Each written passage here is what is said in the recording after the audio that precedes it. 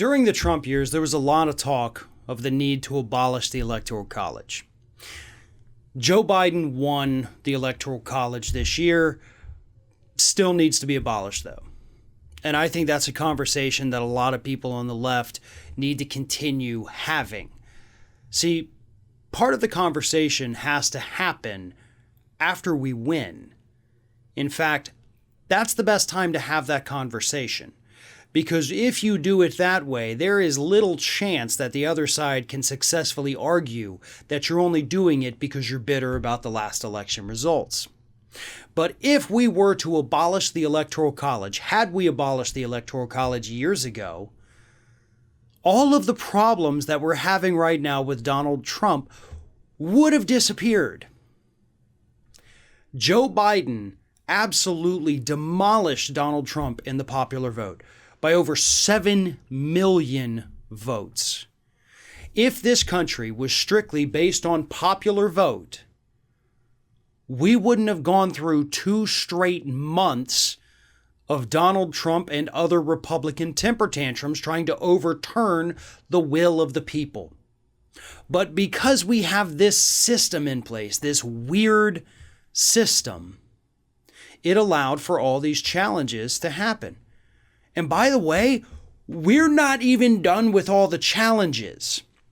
The joint session of Congress is going to convene on January 6th, and we have already seen Republicans led by Josh Hawley admit or announce that we're going to obstruct this. We're going to do a last-ditch effort to screw things up because that's just what we do, because they actually are allowed to do it. None of this would happen if we didn't have the Electoral College. We wouldn't have had the legal challenges. We wouldn't have had these state challenges. We wouldn't have had these arguments of the need for alternate electors. No, we would have just looked at the vote totals and said, welp, there it is, folks. And to me, and this is a point I always bring up when we talk about abolishing the Electoral College, the argument from Republicans is absolutely stupid.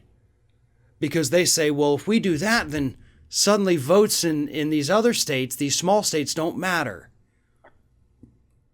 The votes in small states don't matter now under the Electoral College. Let's be real. Because of the Electoral College system, there's only a handful of states that actually matter. And that's why politicians spend all their time in those states. That's why they go to Michigan and Wisconsin and Ohio and Pennsylvania and Florida. Because those are the only ones that matter. Everything else is pretty much either red or blue and not changing.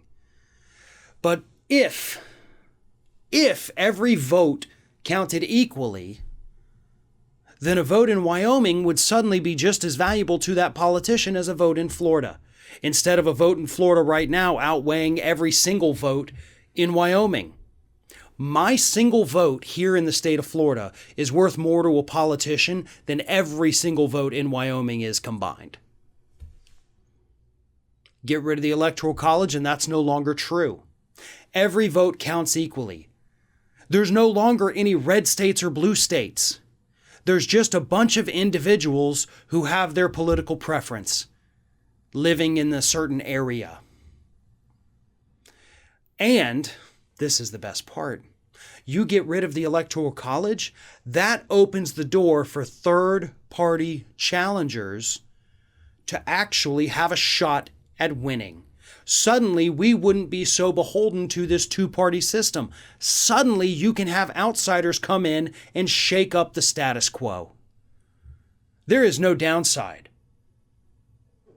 to abolishing the Electoral College, except for the fact that it would hurt establishment career politicians. Oh, wouldn't that just be so sad? It would hurt the major party apparatuses. Oh, goodness gracious, wouldn't that be terrible? Suddenly, they'd actually have to start doing their jobs again instead of just coasting on fumes, knowing the Electoral College is going to save them eventually.